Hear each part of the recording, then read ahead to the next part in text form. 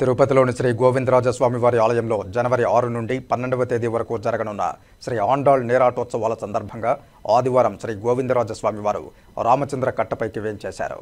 ఆండాళ్ అమ్మవారి నీరాటోత్సవాల ఏర్పాట్లను పర్యవేక్షించేందుకు స్వామివారు ముందుగా ఊరేగింపుగా వెళ్లడం ఆనవాయితీగా వస్తోంది. సాయంత్రం 4 గంటల నుండి 6 గంటల వరకు ఈ కార్యక్రమం జరిగింది.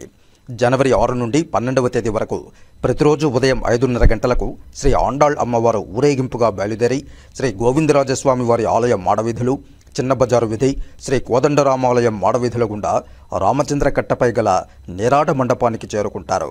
అక్కడ అమ్మవారికి అభిషేకం, ఆస్థానం చేపడతారు. ఆండాళ్ అమ్మవారు స్వామివారి కోసం చేసిన తపస్సుకు ప్రతీకగా ఈ ఉత్సవాన్ని నిర్వహిస్తారు. సాయంత్రం వరకు అమ్మవారు అక్కడే ఉండి భక్తులకు దర్శనమిస్తారు.